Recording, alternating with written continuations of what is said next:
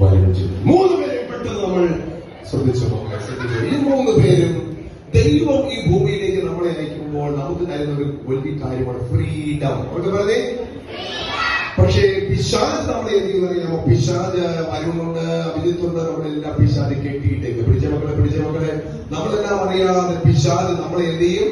നമ്മളെ കെട്ടിയിടും. എങ്ങനെയാ കെട്ടിയിടുന്നത്? കൈയടിച്ചു കൊടുത്തേ. നോക്കിയേ മക്കളെ, നമ്മളെ കെട്ടിയിടുന്നത് എങ്ങനെയാണെന്നറിയാമോ?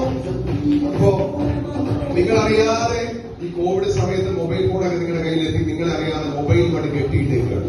നിങ്ങളറിയാതെ മൊബൈൽ ഗെയിമുമായിട്ട് നിങ്ങളെ കെട്ടിയിട്ടേക്കുവാണ്. തെറ്റായ ചിന്തകള്, തെറ്റായ കൂട്ടുകാര് നമ്മളെങ്ങനെ കെട്ടിയിട്ടിരിക്കും. നമുക്ക് മാറാൻ പറ്റുന്നില്ല. നമുക്ക് അഴിക്കണമെന്ന് ആഗ്രഹമുണ്ട്, മാറണമെന്ന് ആഗ്രഹമുണ്ട്, പഠിക്കണമെന്ന് ആഗ്രഹമുണ്ട്, പ്രാർത്ഥിക്കണമെന്ന് ആഗ്രഹമുണ്ട്. പക്ഷേ പറ്റുന്നില്ല. പിടിച്ച മക്കളെ. പക്ഷേ BBSൽ നിങ്ങൾ വന്നു കഴിഞ്ഞാൽ യേശുവിന്റെ കിട്ടോ മക്കളെ, കിട്ടോ. നിങ്ങളുടെ ജീവിതം വിട്ടുകൊടുത്താണ് യേശുവിന് എന്താ ചെയ്യുന്നത് നോക്കിയ മക്കളെ. കൈയെടുത്ത് കൊടുത്തോ, കൈയെടുത്ത് കൊടുത്തോ, കൈയെടുത്ത് കൊടുത്തോ. നല്ല കൈയിടിച്ചോ, കൈയിടിച്ചോ. 3, 2, 1. കൈയിടിച്ചോ. കൈയിടിച്ചോ. നല്ല കൈയിടി കൊടുത്തോ, നല്ല കൈയിടി, നല്ല കൈയിടി.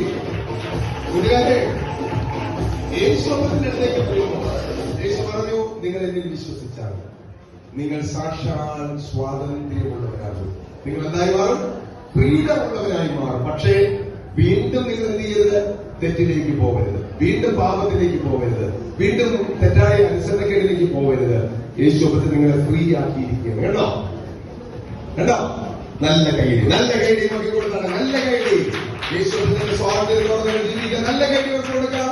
നല്ല കൈയ്യടി, നല്ല കൈയ്യടി കൊടുക്കാം.